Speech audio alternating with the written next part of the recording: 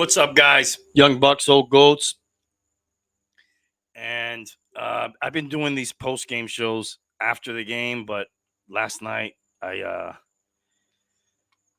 was kind of sick, to be honest with you. I haven't gotten sick. I don't know if it was the Dolphins that made me sick. It could have been, or just I wasn't feeling too hot. So I was like, you know what?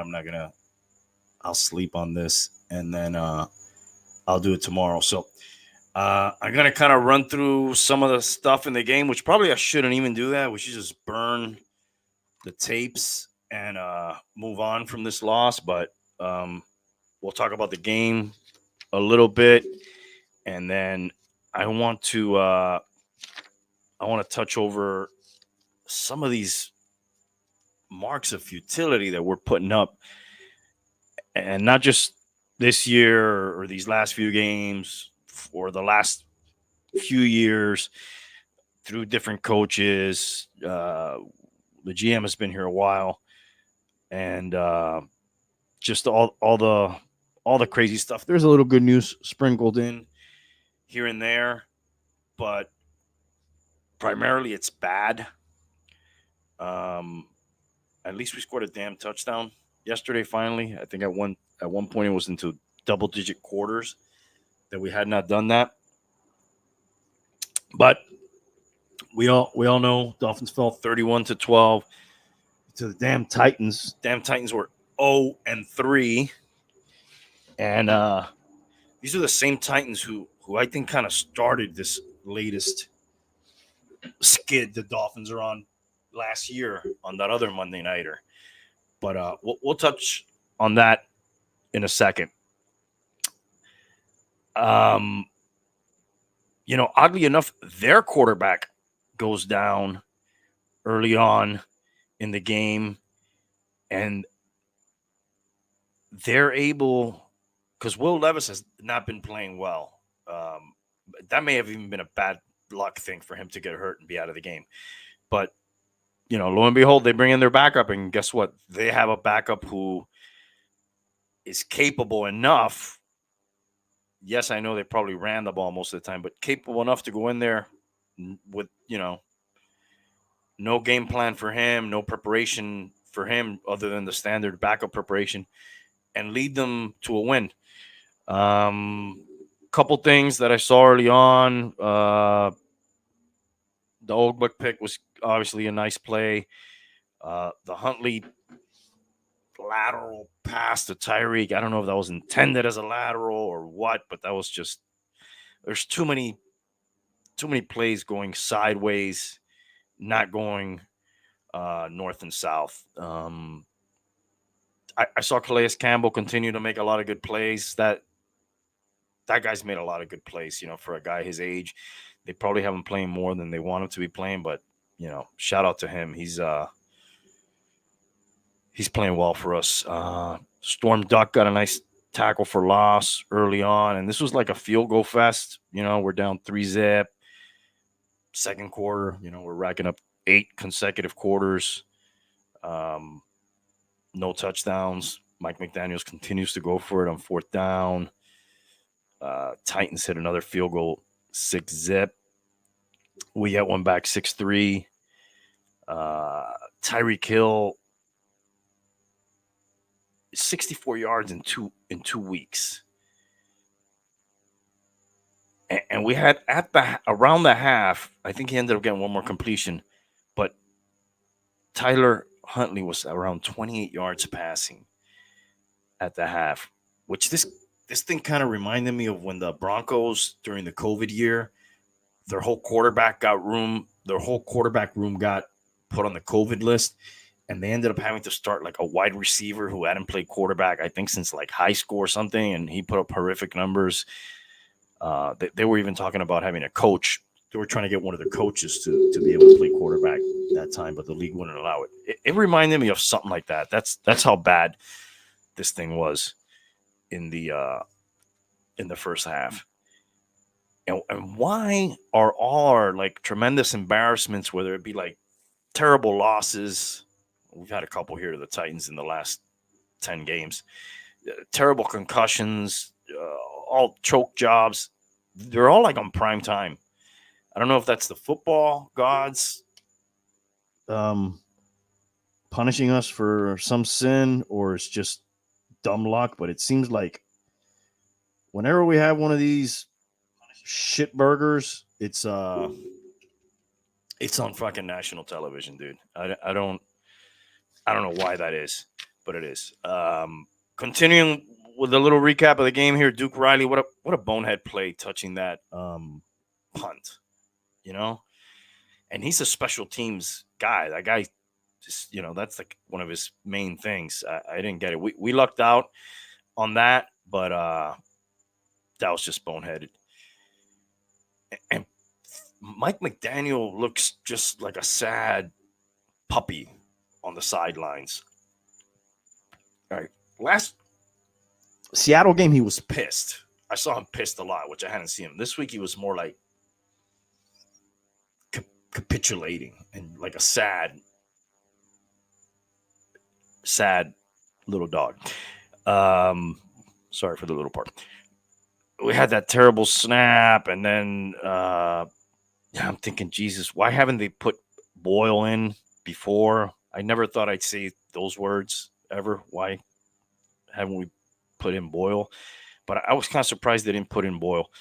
And then I kept thinking, is there still time to go out and get a real quarterback now that we've wasted 10 days or whatever it is? They probably won't. They've already actually, in fact, announced they saw enough out of Tyler Huntley that said, yep, that's our man coming up next week in New England. We'll talk about that game a little bit at the end here. But yeah. And then just throughout the game, I kept thinking, geez, what a difference having a real quarterback, a real backup, like Mason Rudolph. He's not the greatest thing in the world, but serviceable. And then they kept saying on the telecast, kind of singing to his praises, how we need him back so badly. Well, yes, if you're rolling out the likes of Skylar Thompson, Boyle, who's been on the team like a month, Huntley, who's been on the team like 12 days, yes, anybody's going to long for Tua. But everybody forgets Tua started this season lucky to win week 1, getting blown out in week 2, and he ended last year not so well like he ended the year before. Well, yes, he racked up a lot of yards last year, and everybody touts that. The truth of the matter is he wasn't beating good teams anyways. He was beating up on the bad teams, and we were choking on every winning record team. So it's not like that's going to fix all the problems if we get that version of Tua back. There's still a lot of other work to be done, even though I think it's a pretty talented roster. Jordan Brooks had a nice sack. Berrios had a nice little 27-yard return. And until the third quarter, we're down by 6, but it felt like we were down by 21 or 28. Like it felt insurmountable, even though it was basically just a touchdown. That's how inept they were. And I have the numbers. I'll give them to you later, but I kept looking at the A-chain runs, and it's pretty hard to do. 10 carries for 15 yards. They usually don't give you 10 carries if you're, his long was 5 yards. I'm going to give you some of the numbers later, like what his average looked like from this year to last year, but it's pretty crazy. Tyreek and Waddle, I thought, again, not enough to them, not involved enough. Like, those are the guys that got to be able to carry you. And I understand you got to get them the ball, but, that game seemed like they were setting football back 50 years. Kader Kohu with a penalty later, not even looking back. If he just turns his head on that one, they don't call that. You see Jalen Phillips limping off a couple of times. There's an update on him. Not season ending, but like sounds like he's not going to play for sure next week. He might be out a few weeks. Not sure yet on that. Pollard, who kind of looked like trying to make him look like what's this guy's name? They used to play for them, Derrick Henry. Holland saves a touchdown there, just momentarily because they show us Wildcat. They call timeout to let us prepare for the Wildcat, and then they still shove it down our throat with the Wildcat with Spears. And then that's 16-6. And that at that point, it seemed pretty insurmountable. Even though they had Hill deep after that, but overthrow. And we had a penalty on the punt. They hit another field goal, 19-6. And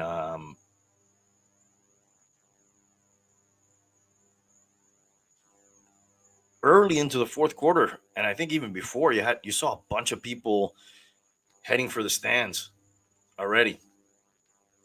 And at that point, they were 1-10 on third downs, which I have some more historical numbers. It goes even further back than that. And, I'm thinking we're lucky we're not 0-4. And this is kind of the easier part of the schedule right now. Then Nick Folk, another field goal. And then we start with the damn illegal shifts. We have 2 in a row, and all this razzle dazzle, hocus pocus stuff. Yeah, it worked last year when it was new and fresh. I think the league started cracking down on some of it, obviously on the calls.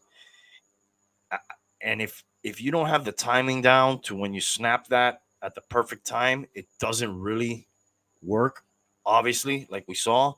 And when you have a guy starting after being on the team 10 days or something like that, whatever it was, not long enough, obviously, you should really kind of maybe eliminate some of that and just line up and try to play some football, not make it so complicated for the guy learning this extremely complex timing, motion offense that you're running. He would have been better served with some more basic lineup and play football, because they couldn't get any kind of continuity for the second week in a row. Last week was Skyler, who you thought he would have had more until he got blown up going for him as far as command of the offense. I didn't think it could get much worse than that, but it did. And then, you kind of see like Waddle and Hill. They seem, I don't want to say they gave up, but they seem really disinterested late in the game. Then there was a pick, and they mentioned Huntley was a Dolphins fan when Pat White was there. And I said, man, you are kind of channeling Pat White here. Then towards the end of the game, we tried that onside, which I don't really understand these rules. The onside was in the form of a punt. I'm sorry, this is the first onside that we missed. So that was just a missed onside. And then the capper was the intentional grounding in the end zone for a safety. That made it 24-12. And then we tried the onside after that via a punt, but we did recover it, but it has to land in a separate landing zone, which I hadn't heard that yet. So we didn't get that. And then they did end up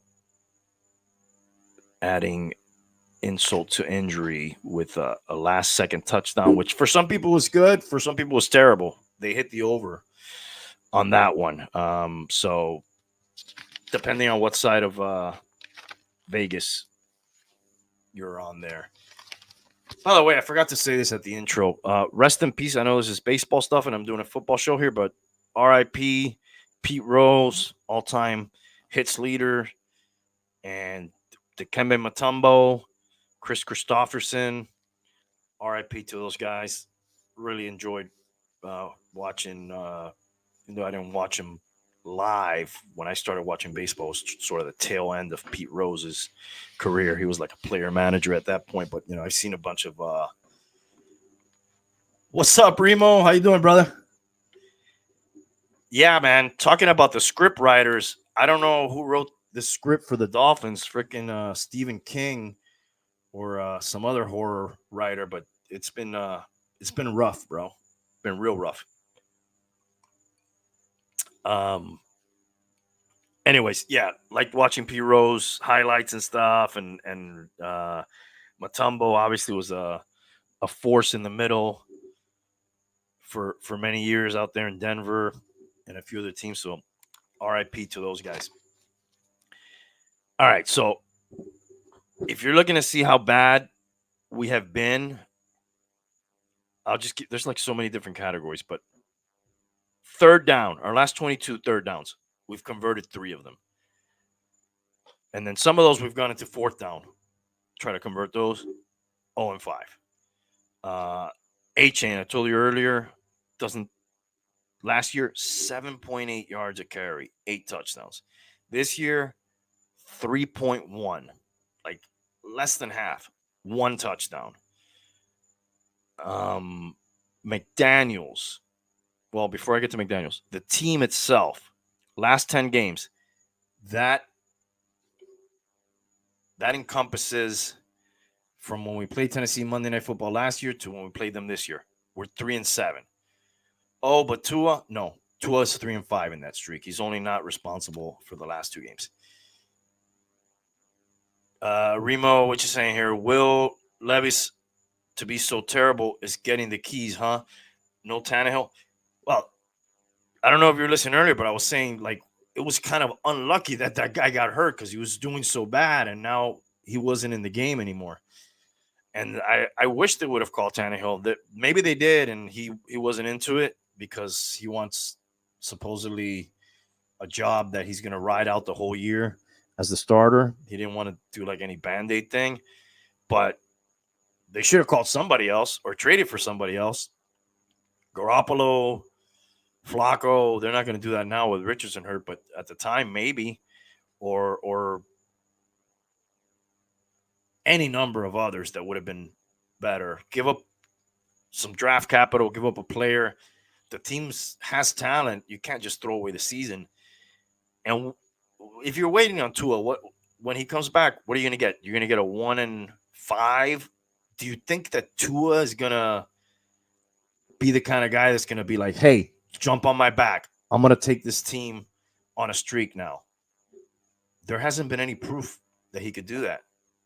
You saw every big game that he's played in, with the exception of the Cowboys last year, with Sanders had to have like the game of his life, and we beat them. That's the only winning team we've beat in recent history. Tua's not going to do nothing, dude. We're cooked, and this team is cooked until we move on from the trident, the holy trinity of Greer, McDaniel, and Tua. So last 19 games, we're 9-10. Tua's involved in all of that too. 9-8. Yeah, I was thinking the same thing, Remo. Lofty hopes for Tannehill. He robbed the league for years now, wants to be picky. Titans made him bitter at the end. Yeah, I know. I was thinking the same thing. But I guess he's made enough money that he's like, you know what? If this ain't perfect, I'm not going to do it. And it would have been cool to see him come back down here just for the story, but I guess he's not into it. Maybe, I don't know. It's going to be too far gone. Now, there'll be other reasons he won't want to come because the team has no playoff hopes. And that was one of the things that he wanted in his thing. Okay, besides the fact that we've been bad our last 10, 20 games, McDaniel, his record now, which at one time seemed promising, 21-19. And he's not playing with his boy Tua for at least another 2 weeks. He could be 500 by the time Tua comes back. What happens to Dolphin coaches after they play coach about 40 to 50 games and they're at around 500? They drop the hammer on you. Case in point, Brian Flores, before 24-25, fired. Yes, there was some other things going on. It was kind of surprising to some people. But fired nonetheless. before him, Adam Gase, also another boy wonder at one time we had, one playoff appearance, 23-26. That's when he got shit canned. And before him, Regis Philbin, 26-30. So it seems that there's less and less leeway over the years that Ross/Greer have had for the coaches when they get around this point. So he is on the hot seat, I got to say, for sure. Yes, he's going to have the built-in excuse of Tua, but you decided to go with the guy. You and Greer decided not to have a better backup. You took a guy that was your third string last year in Skyler, promoted him to second string only because Mike White was terrible, but he wasn't good either. So that's got to be on you. And speaking of Greer, that's 9 years now he's been here. 9 years, 68-67. 3 coaches. Are they going to let him fire a 4th coach and stay? I don't know. Unless this guy has like a bunch of naked pictures of Stephen Ross or something very incriminating on him, I don't see how this guy continues to survive all these catastrophes that we have. So next week, we're going to New England, short week, Sunday, and we're going to see an old friend, Jacoby Brissett,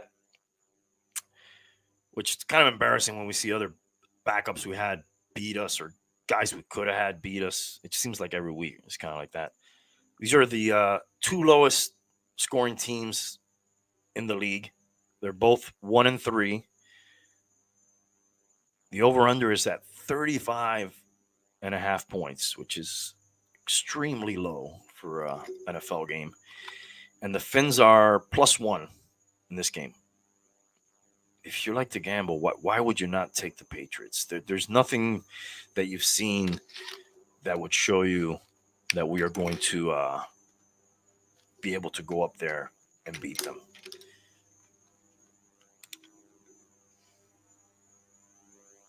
Dolphins should have gone Dobbs or maybe even Wilson while Tua was out. I liked Dobbs. I thought, that guy's kind of like a gamer. He's been in a bunch of different teams, but he seems to at least, have some spark whenever he comes into games. He may have learned, a good amount of the Niners system, so it could have been more plug and play with a guy like that. He does have some mobility, so I would have felt way better if they would have got a guy like him. I would have thought, they're actually trying Remo, but I didn't think the Huntley thing, like I thought that was like a non-move. I didn't like it at all. Maybe if that was your practice, you couldn't get him to be on your practice squad because he was already in your practice squad. But I didn't like that guy to come in and take over, which is basically what he did. He came in and he took over as your starter. I don't know if he would have anyways because of if Skyler was not injured. He played so bad anyways. They might have gone to him anyways. So who knows? Yeah, I like Dobbs, man. I think that guy is a solid NFL backup. I wouldn't want to have to play my whole season with that guy probably because they'll figure out some of his deficiencies over the course of a season. But that's exactly the kind of guy we needed. That guy could come in for a 4-game stretch and probably, get you to 2-2, which is kind of what you want. Yeah, is he sitting on the practice squad? Who is the second string out there in San Francisco? Yeah, somebody will poach that guy if they get in trouble. And I don't think we're going to call somebody now. I think it's too late to go. They're thinking there's 2 weeks left. We're not going to have time to bring somebody in because you lost time. If you would have brought in a real legitimate guy, you could have done that 2-2 or whatever. 2-2 for Tua. But now it's too late unless Tua's still in the protocol. So, we don't know when he's going to clear, but you would think he's going to clear and you would think he's going to come back. Although Beckham, he'll be back at practice this week, so maybe we'll get some help a receiver there. Sorry about my dog. He's going crazy back there. Hey, shut up, dude. And right now, if the season were to end right now, oh wow, I'm surprised that guy beat out Dobbs. Right now, if the season were to end, the Dolphins would be picking number 2. And down here in Miami, Since a lot of Dolphin fans have switched over to the Miami Hurricanes, especially since they're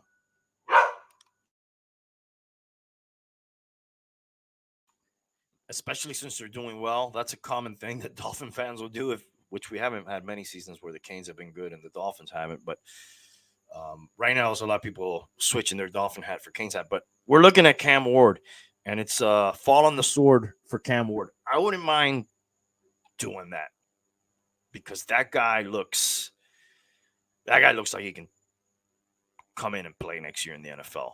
Up there on the Heisman list, good numbers.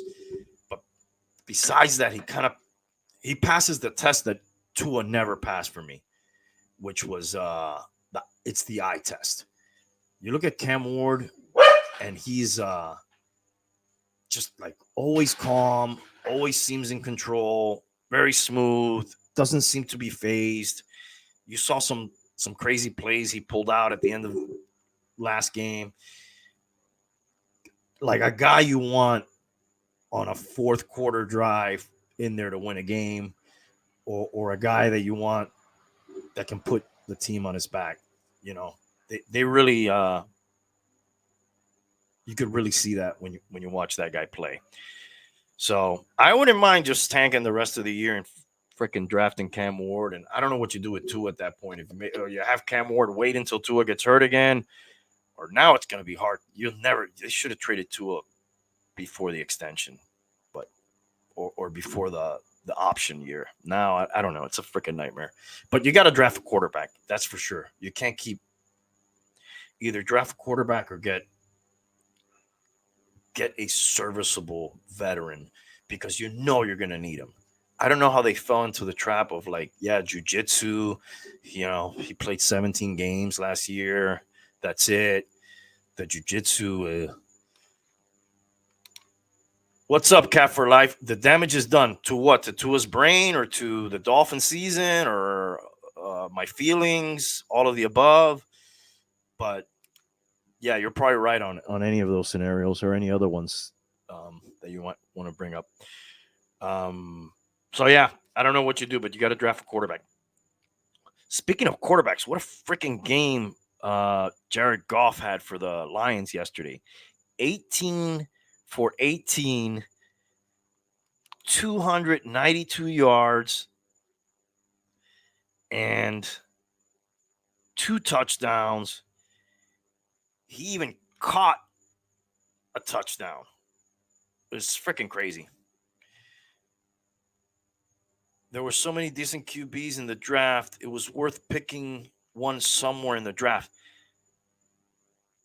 Dude, there's been...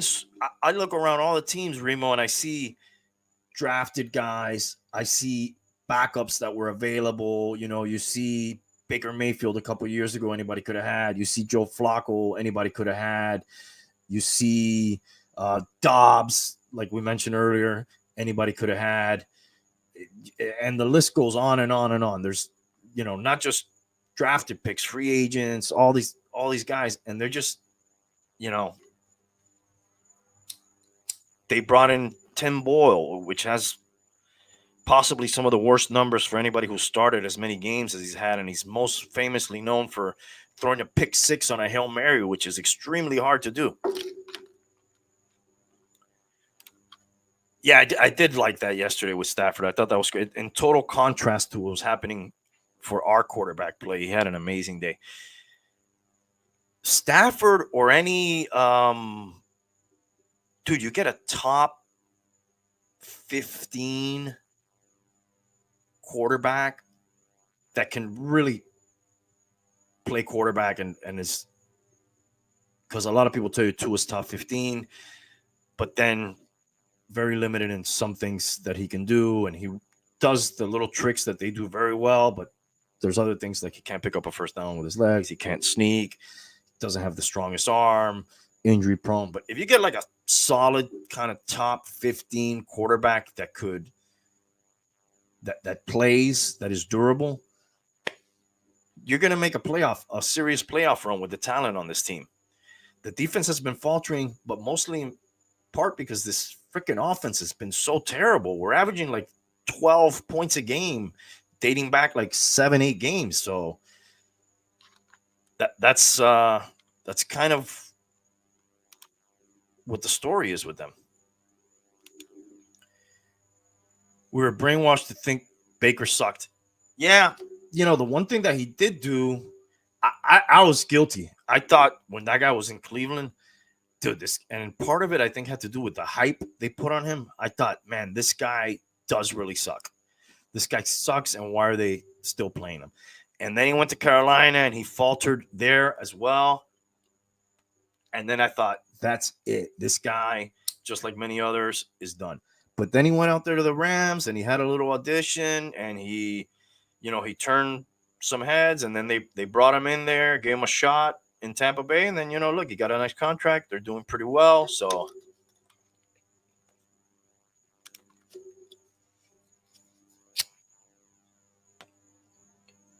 yeah, bro.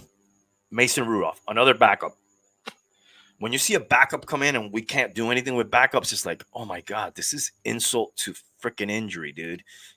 This guy that, they didn't even want him in Pittsburgh either. I think he was there last year still, right?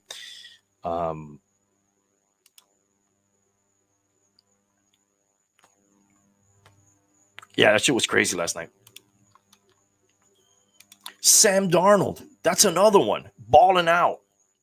Are they still undefeated or did they lose? They might still be undefeated. Freaking the Red Rocket out there that came in for another Alabama bust, Bryce Young. I mean, I know he didn't win this week, but he did very well the first game. He was available. I'm calling him just by the nickname. What's this guy's name? Andy Dalton. Geno Smith, we got to go back a few years, but nobody wanted that guy. There's so many guys around the league that are winning or holding their own, that are there for the taking, and we didn't get any of them. But if you're in Miami or a Miami fan and down on this team, as you should be, I don't know why anybody wouldn't be, but we got the Panthers are firing it up. The Canes are doing well. They play late night, Saturday night, 10:30 p.m. out on the West Coast. Inter Miami, I think, has got playoff run coming up. Heat are firing up. So we got other stuff to look forward to. Other than this crap, dude, I don't. Dude, everybody was saying McDaniel's a freaking genius. First, he was a run guru, but then he never ran. And then he was like a play making, drawing up plays. He was a genius. But I guess that only worked for Tua and his skills. So I don't know if everybody has to then replicate what Tua was doing, or if he's capable of drawing up a game plan to utilize the skills of whoever else is playing that position. Because Hundley can move around. He did some pretty good things with his legs, but obviously he did not have the timing down of that offense with all the motion, and he was just not prepared. Not enough time. I can't even fully blame him. I can partially blame him, but just not enough time. Kirk Cousins, Remo, dude. I want to get that guy's agent, bro. That guy's gotten like some of the best contracts with like some of the most mediocre play of all time. He might be up there on the list of the biggest robberies as far as salary. Daniel Jones is another one. And Tua might end up being one. if he doesn't, he's only 1 game and 3 quarters into that, whatever the hell it was, 250 million or some crazy shit we gave him. That might end up being the biggest robbery of all time when it's said and done, Depending on what he does, or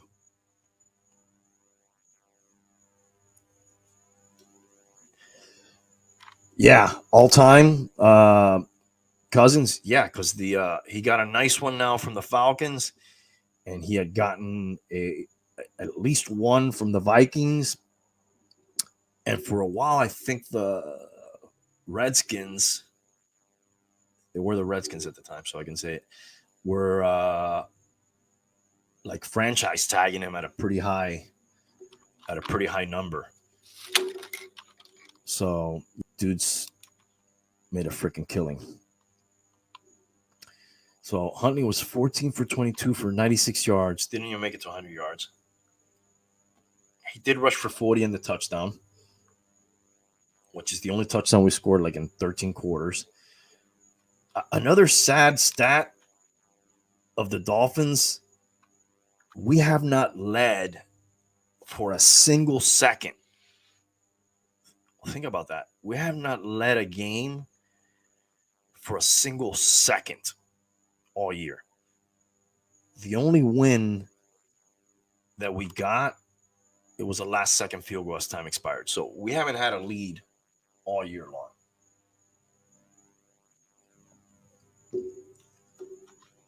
And I don't really expect that to improve next week. Pollard ran for 88 yards on us. They've been giving up a lot on the ground. Spears ran for 39. Each of those guys had a touchdown. We held Hopkins, luckily. Just 2 catches on 31. They did not do much more than we did through the air. I mean, Rudolph had 85 yards. Levy had 25. So that's like 110. We had 96. But we did not do anything other than Huntley's ground yards. Wright had 9 for 32. It was just burn the tapes on that one. Where's the Finns running game? Mostert's been hurt. That's part of it. These guys that they have are really good outside runners when everything else is working, but none of those guys are bangers that they can go. The one kind of banger we had was Brooks, and they waived that guy or let him go. But all these guys, even Mostert and A-Chain and Wright, they're kind of speed guys, and they don't hit the hole, and we're really bad. We're really bad on like 3rd and 2. We're terrible at that. 4th and 1. I mean, they usually go with the fullback up the middle, so that's a problem. A-Chain's been like almost like a wide receiver more than anything. They gave him a lot, for him, kind of a heavier load yesterday. But I don't know what's up with Mostert. I didn't think we would miss him so much because we have these other guys, but obviously we do. The running game has sucked. The offensive line has sucked. And then the 2 guys who are making the majority of the money besides Tua, Hill and Waddle, haven't really done a ton. I mean, Tyreek had $150 week 1, and then after that, I don't know, like 30, 40 yards a game or whatever it is. So it's looking grim. Looking grim out there. But all right, that's all I got for my week 4 analysis on the Dolphins. I'll be back week 5 on Sunday, either live stream if I can brave it of the game, or I'll just do a post game that day if they don't make me sick enough that I can't do it. If not, I'll do it the next day. But I'm not expecting it to be pretty. You got the kind of teams. Seattle was going to be tough because it's a good home field advantage they have there, but freaking Titans at home on a Monday nighter when they've been sucking and their quarterback's been sucking, you would thought, man, this is the perfect game for them to kind of do something positive here. And Sunday is another one, other than the fact that it's on the road, but another bad team. That's the kind of games that your backup, you expect them to win. You don't expect the backup to go into Kansas City in December and win. You don't expect them to go, to Green Bay and win, or you don't expect them to go into Buffalo and win. But you kind of expect, when you have a talented roster like we have, my backup can beat a winless Titans team with a quarterback that's struggling big time. That they may, I wouldn't be surprised if they bench him in favor of Rudolph coming up. Wow, the Titans go through fucking quarterbacks like water, right? Like they had Will Levis. He replaced Tannehill. They had drafted that guy that ended up in Green Bay, Malik Willis, I believe. And even they had Joshua Dobbs at one point too. So they're always, I guess they're not hitting on their picks and their guys they're bringing in. When Will Levis played that game Monday night last year against us, I thought, Jesus, dude, that guy looks like a player, but it's not that easy. McDaniel go back to the Niners Super Bowl.